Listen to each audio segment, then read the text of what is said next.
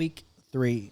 So I recorded all these pyramid podcasts back to back. Hopefully we have the twins here by now, but if not, don't worry, we'll keep putting out content for you. And so week 1, we went over theoretical hierarchy of athletic development, nutrition, metabolic conditioning, gymnastics, weightlifting, sports. Week 2, we went over mechanics, consistency, intensity. And then week 3 is a triangle that's not in the CrossFit Level 1 handbook, but I learned about this at the gymnastics course, and it has honestly changed my life and changed how I coach people. And this triangle is the mobility, strength, skill triangle. And so the layers are mobility is the base of the pyramid, from there strength, and then from there skill.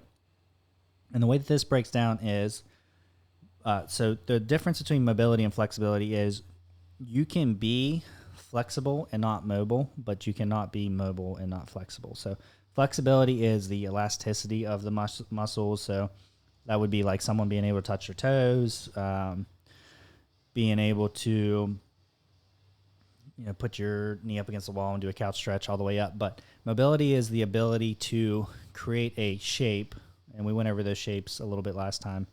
A squat, a hinge, a lunge, overhead press.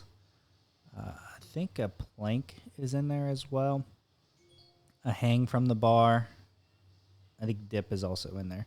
And then there's a 7th one. I cannot remember. I have to brush up on my Supple Leopard book. But with mobility, we need to be able to create the shapes before we can actually produce a skill. So the best way for me to explain this is we have over 100 athletes here, and everyone is looking to do something new. And whether that's their first pull-up for the first time, toes to bar is one that pops up quite a bit in goal reviews.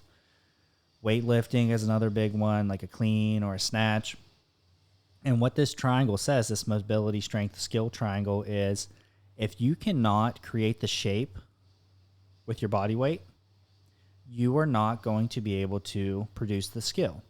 And a great example of that is if you want to be able to do a toes to bar. If you cannot hang from the bar in a hollow, you are not going to be able to do a toes to bar. So that's number 1 is your mobility there. Can you touch your toes?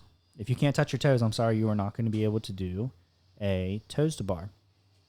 Another example for weightlifting would be getting an empty barbell to that front rack position.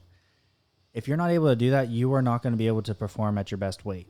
It's how it is. So you need to have the mobility before you can ever produce the skill that you're looking for. Pull-ups. If you cannot pull up and get your chin past the bar because your lats are too tight or your pecs are too tight, then you are not going to be able to perform the skill of a pull-up or a muscle-up. So once you have the mobility, then we can look at producing the strength for the skill. And so again, the toes to bar is probably the best example I have, because if you can't touch your toes, you're not going to be able to get your toes to the bar because your hands are on the bar and then your toes are coming in line with your hands. From there, when we look at strength, so for the toes to bar, do you have the core strength to produce the skill?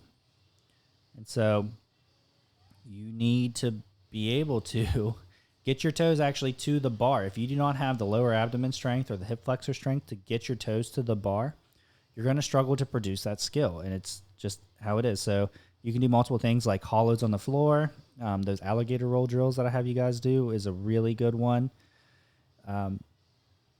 Arches and hollows, those kind of things will help pay off over time. And so once you have the mobility to create the shape, and then you have the strength to produce the shape, now we can look at building the neurological pathway to create the skill. And what I mean by that is you might be able to perform the movement, but the skill piece, the top of that pyramid, is being able to perform it consistently over reps, which is what we talked about last week with the mechanics, consistency, intensity pyramid. So with the toes to bar, oftentimes when people get their first toes to bar, it is not very pretty. It is hips are in front of the bar and their knees are bent and they're kicking back and their elbows are bent.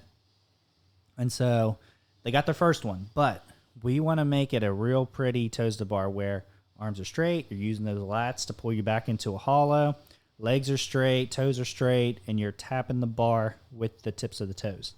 That would be a nice, pretty toes to bar. And so over time, you gain the mobility to produce it.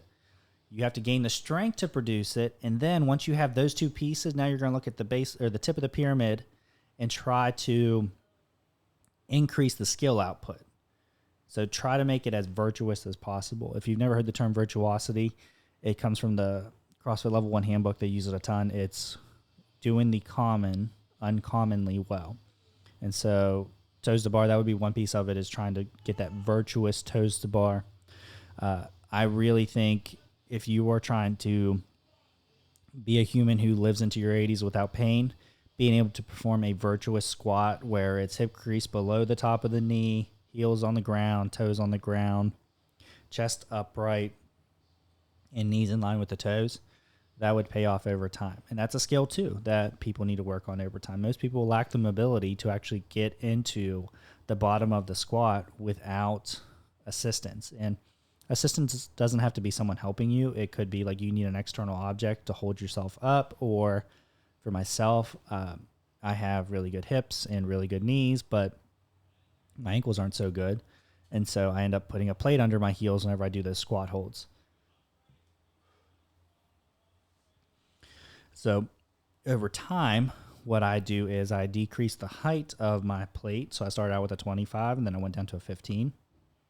And now if you ever do class where I'm participating in the class, I'll use a 10-pound plate.